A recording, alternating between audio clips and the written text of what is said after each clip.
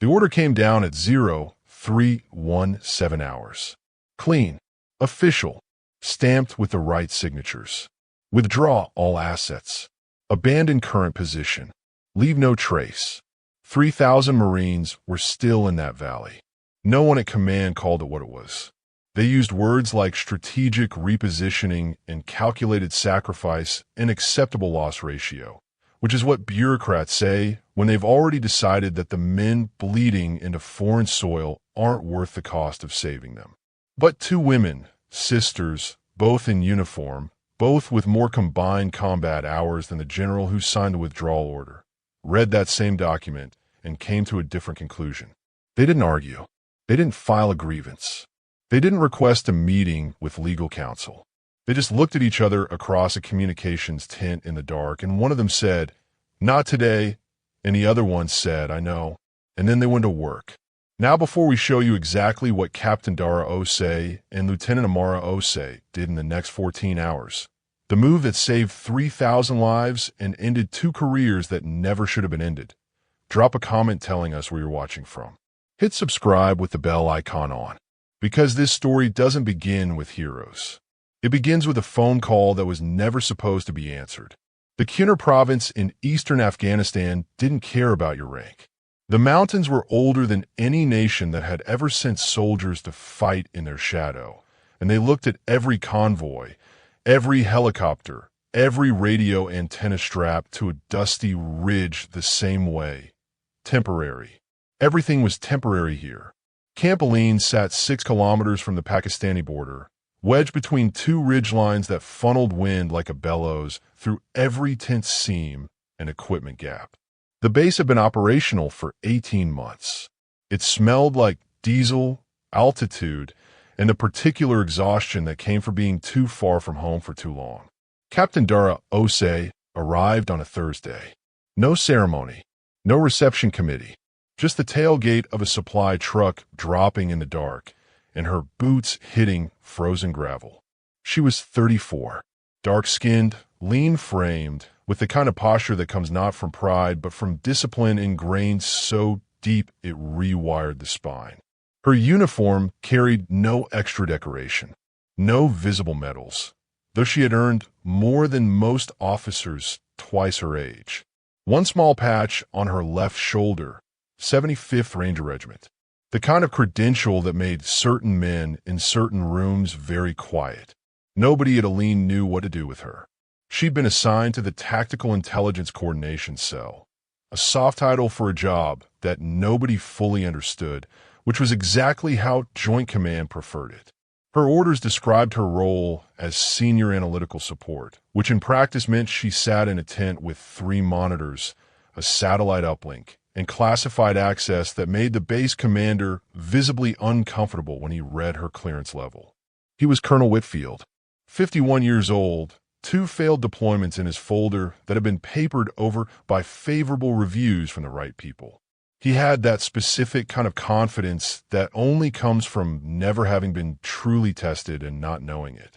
He looked at her file, then up at her face, then back at her file.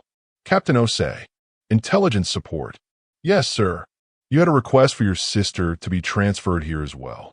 "Lieutenant Amara Osei, signals and communications." Request was approved by Colonel Hartley at Regional Command. Whitfield set the folder down slowly. "2 of you." "Yes, sir." He said nothing else, but something moved behind his eyes that wasn't welcome. Lieutenant Amara Osei arrived 2 days later on a medevac return flight that happened to have a room. She was 29, taller than her sister by 2 inches, quieter by several degrees, with the particular stillness of someone who processed everything before speaking. Where Dara moved through rooms, Amara watched them.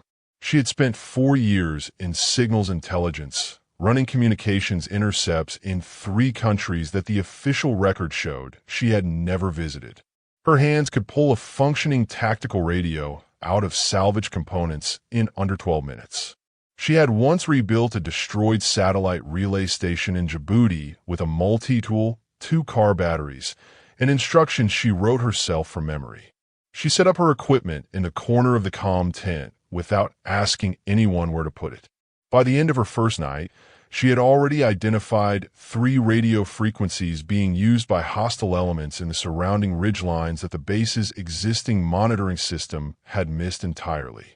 She filed the report through official channels. It sat in Whitfield's inbox for 48 hours unread. The sisters shared a bunk room in the Eastern Annex with 4 other female personnel. They didn't talk much, even to each other. Didn't need to. Dara would come back from a long session in the intelligence tent, set her notes on the cot, and Amara would look at them for 30 seconds and nod. Amara would come back from a comm shift, show her sister a frequency pattern on a folded printout, and Dara would trace one finger along the data and say, "They're moving north," and that would be the whole conversation. They had been doing this since they were children in Accra, then Baltimore, then Fort Bragg, finishing each other's logic, reading each other's silences. 2 instruments tuned so precisely to the same frequency that the gap between them barely registered. Most people at Aline didn't notice them. Colonel Whitfield noticed them too much. The mission brief for Operation Ridgecross happened on a Tuesday morning in the main ops tent. 20 officers crowded around a topographic map of the Cunner Valley floor.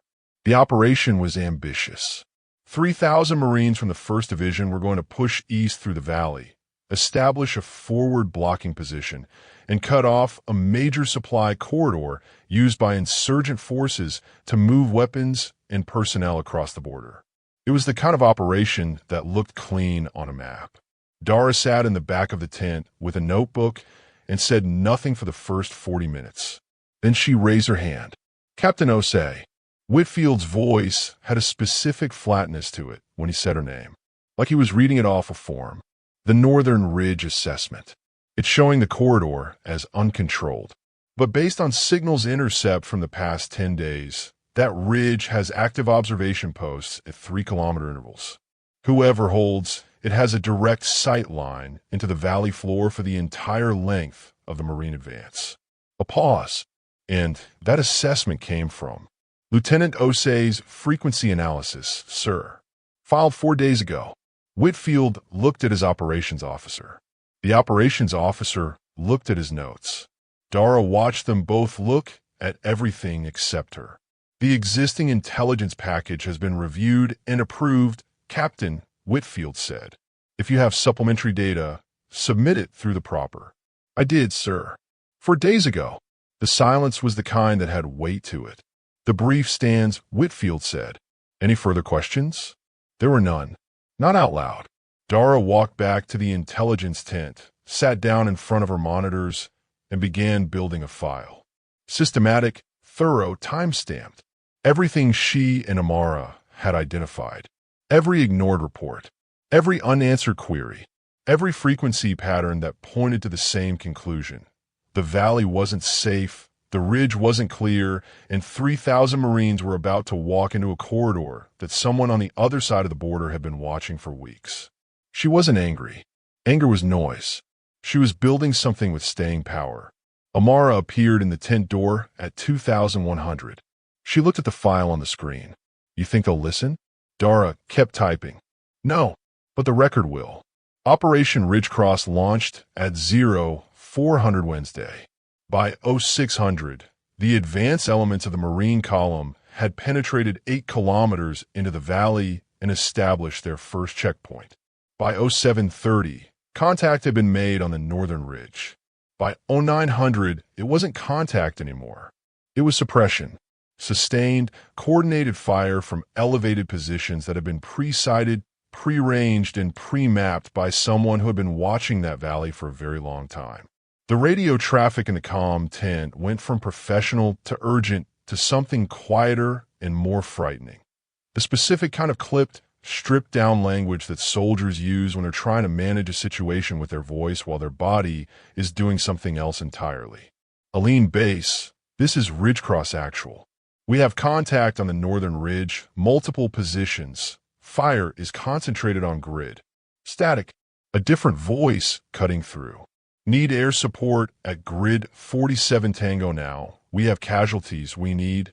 Then another voice, lower, steadier, which somehow made it worse. Tell command we cannot advance, and we cannot hold current position.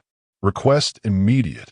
Amara sat with headphones on and both hands moving across her equipment, mapping the transmissions, identifying positions, triangulating the origin points of the fire that was pinning 3,000 Marines to a valley floor while the ridge above them lit up in coordinated sequence. She pulled off her headset and walked to the intelligence tent without running. Running would have told people something was wrong. She needed 30 more seconds of normal before everything changed. Dara, her sister, looked up from the monitors. I have full positions on the ridge. All 11 observation posts. I know exactly where every shooter is. I know the relay station they're using to coordinate, and I know the blind spots in their coverage. Dara stood. You filed the original intercept with Whitfield's office 4 days ago, and the follow-up 3 days ago. Both time-stamped? Everything is time-stamped. A beat passed between them. Not hesitation. Just a brief moment when two people confirm they understand exactly what comes next. Then let's go, Dara said. Colonel Whitfield was in his command module with his operations officer and 2 senior enlisted advisors when the Osei sisters walked in without knocking. That alone told everyone in the room something significant was happening. Dara didn't strike people as someone who forgot to knock. If she walked in without knocking, it was because she had decided a knock would waste time she didn't have. Colonel, I need 60 seconds. Captain, I'm in the middle of. 3,000 Marines are pinned in the valley. Lieutenant Osei has current position data on all 11 hostile firing points on the northern ridge. We have a relay station location that, if disrupted, collapses their fire coordination within approximately 12 minutes. She set a printed map on his desk. Amara's handwriting annotated across it. Precise, small, dense with information. This is what I filed 4 days ago. This is what it looks like right now, in real time. The structure hasn't changed. Only the consequences have. Whitfield looked at the map, looked at his operations officer, looked back at Dara. Captain, the tactical decision here belongs to, Sir, with respect. In 30 minutes, Ridgecross Command is going to request an emergency withdrawal. When they do, they will be asking you to sign an order that leaves 3,000 men in an active kill zone while assets pull back. I am asking you, right now, before that order crosses your desk, to authorize a signals disruption strike on the coordinates Lieutenant Osei has identified. It's within existing rules of engagement. It requires no additional personnel. It requires only your authorization. The room was very still, and if I don't authorize it, Dara didn't look away. Then I'm going to request that my objection in this map and the timestamps on every report we've filed this week be entered into the official record before that withdrawal order is signed. Whitfield's jaw shifted. His operations officer studied the ceiling. You're threatening me, Captain. I'm documenting the situation, sir. Same thing I've been doing for 4 days. The radio on the operations officer's desk crackled. A voice came through. Ridgecross Actual, barely controlled, requesting emergency extraction authorization. Whitfield reached for it. Dara's hand didn't move. She just watched him. He picked up the radio, listened, set it down, looked at the map again. Something moved across his face, not courage exactly, more like the sudden, cold understanding that history was being written in this room right now, and he was going to be in it one way or another. Authorize the signals disruption, he said finally. Lieutenant Osei's coordinates. You have 30 minutes. Amara was already moving. What happened in the next 14 hours was not in any official after-action report. The report that was filed, and it was filed eventually by Colonel Whitfield's replacement because Whitfield submitted his retirement request 4 weeks later, described the disruption of hostile communications infrastructure in Khyner province as the result of coordinated intelligence and signals operations by forward-deployed assets. It didn't name the 2 women. It didn't describe what they actually did. So let's describe it. Amara went back to her equipment and did in 30 minutes what the base's full signals team had not accomplished in 18 months of trying. She identified the relay station, a repurposed commercial transmitter hidden inside a structure on the ridge that looked, from satellite imagery, like a storage shed. She mapped the exact frequencies it used to coordinate between the 11 firing positions. And then she began broadcasting. Not jamming. Broadcasting. She transmitted a false coordination signal. Using the same frequency, the same timing pattern, the same authentication sequence, she had reverse engineered from 11 days of intercepts that told every observation post on that ridge that their flanks were under assault from the west, that they needed to reposition immediately, that the primary target in the valley was secondary to the threat behind them. It took 4 minutes for the first firing position to go quiet, 6 minutes for 4 more to rotate their attention to the western ridgeline, where there was nothing but wind and rock. 11 minutes for the coordinated suppression of the Marine column to collapse into confused, scattered fire that was less than a quarter as effective as it had been. At the 13-minute mark, Ridgecross Actual came back on the radio. Different voice now, sharper, less desperate. Contact has reduced significantly. We are attempting to advance. Request status on. Working it, Amara said, which was not standard protocol, but was the most accurate thing anyone said that day. Meanwhile, Dara was doing something else entirely. While her sister managed the signal disruption, Dara was on a secured uplink to Regional Command, bypassing Whitfield's office entirely, talking to Colonel Hartley, the same officer who had approved Amara's transfer to Aline, and walking him through everything. Every timestamp report, every ignored filing, every data point that had been available to Whitfield for 4 days and had never made it into the operational planning. She wasn't accusing anyone. She was just presenting the record, clean, sequential, annotated. Hartley listened without interrupting for 11 minutes. Then he said, "Hold the line," and was gone for 90 seconds. When he came back, his voice had a different quality to it. The quality of someone who has just made a decision they will not walk back from. "Captain Osei, I'm dispatching close air support to your coordinates under my authorization. I need your sister to keep that ridge confused for another 40 minutes. She can do that, sir. And I need you to put everything you've just told me in writing before 1800 today." "Already started, sir." The close air support arrived at 11:42. 2 gunships that crossed the ridgeline with a precision that spoke of good coordinates and a clear brief. The firing positions that had pinned 3,000 Marines to the valley floor for over 5 hours went silent one by one, not all at once, but steadily, methodically, like someone turning off lights in a building room by room. By 1400, the Marine column was moving again.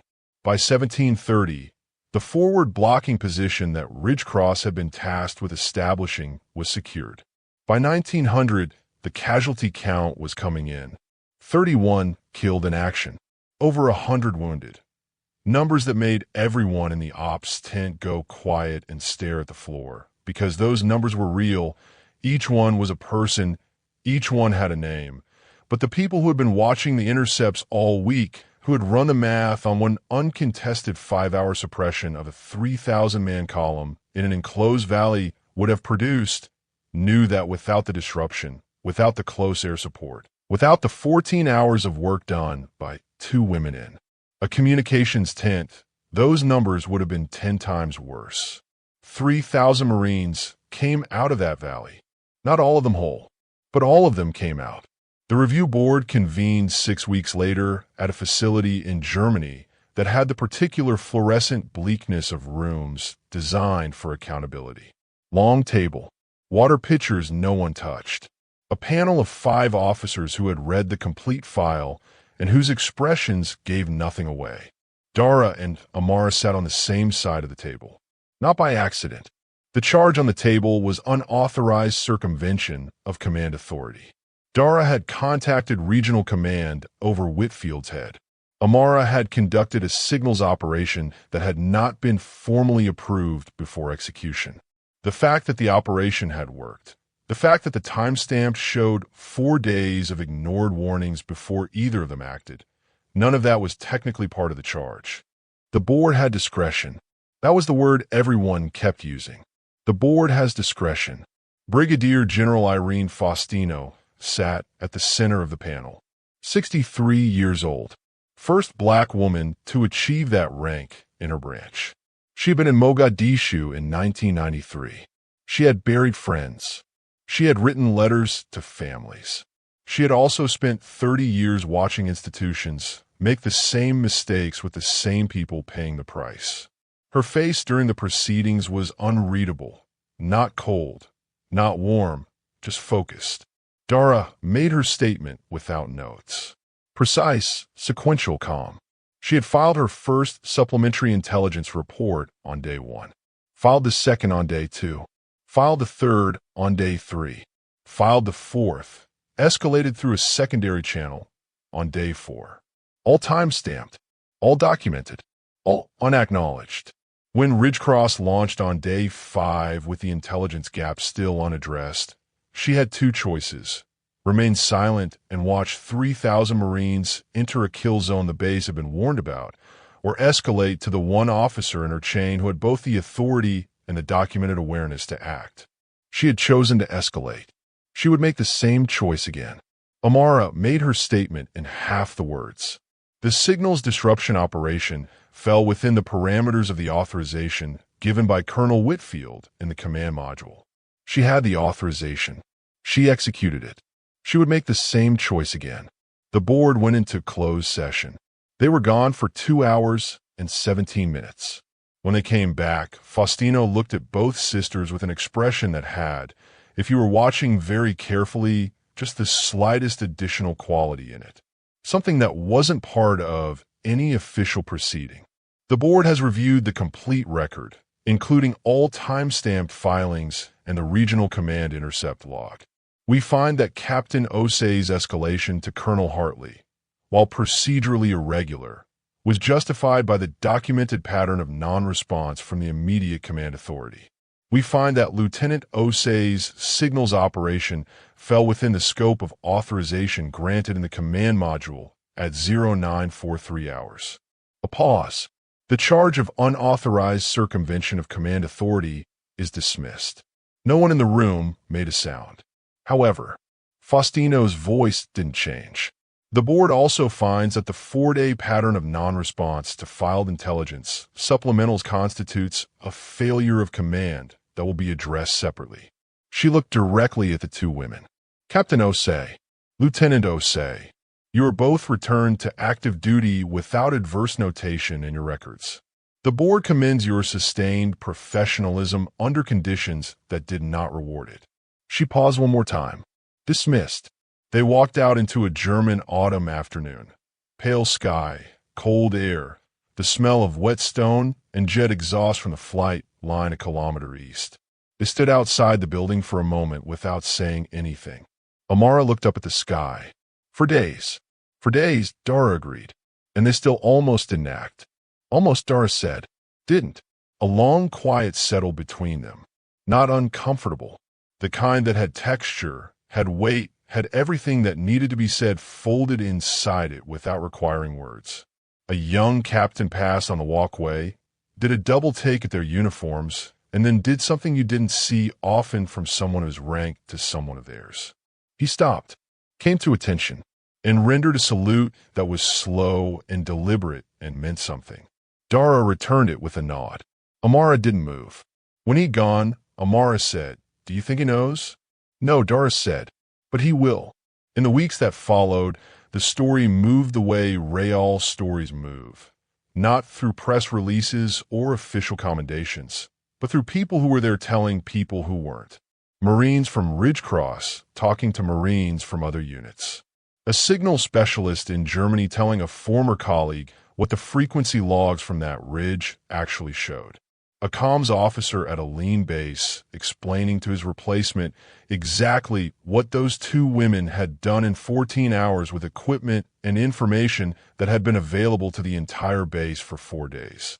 The story reached a sergeant in Camp Lejeune whose brother had been in the valley.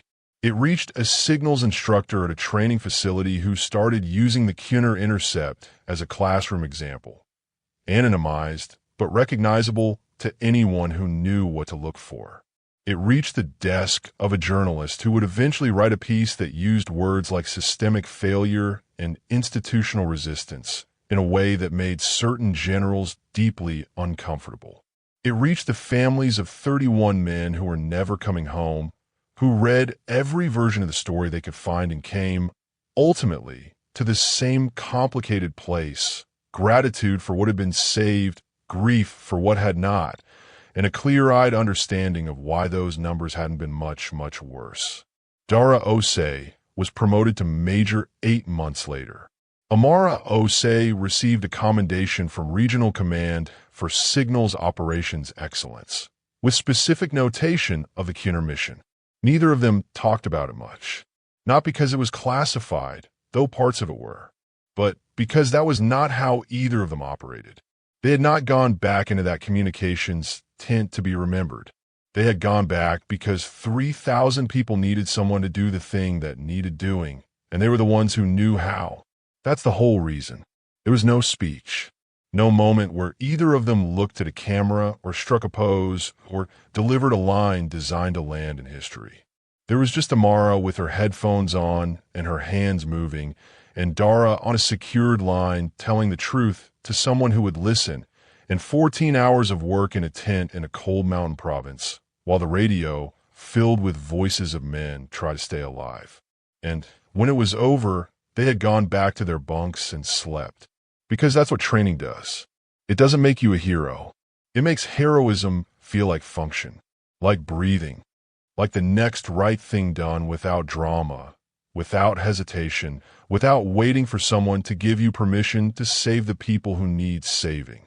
The last thing Dara ever said publicly about Ridgecross was in a brief exchange with a junior officer who had tracked her down at Fort Bragg 2 years later. He asked her if she'd been afraid, walking into that command module to confront Whitfield. She thought about it for a moment. Not afraid, she said. Certain. He waited. There's a difference, she added. Afraid means you might not go. Certain means you already have. She walked off the track, and that was the whole conversation. Would you have walked into that command module? Or would you have waited for someone above you to do the right thing and watched the window close? Do you think the most dangerous kind of failure isn't in the field, but in the room where someone chose silence over a decision that needed to be made? Drop your answers in the comments. Every single one gets read. Then hit that like button, subscribe, and turn the bell icon on, because we post stories like this every day, and you need to see all of them. Share this one with someone who needs to remember that defying the wrong order can be the most disciplined thing a soldier ever does. Your next story is already on screen. Go watch it now. We'll see you tomorrow.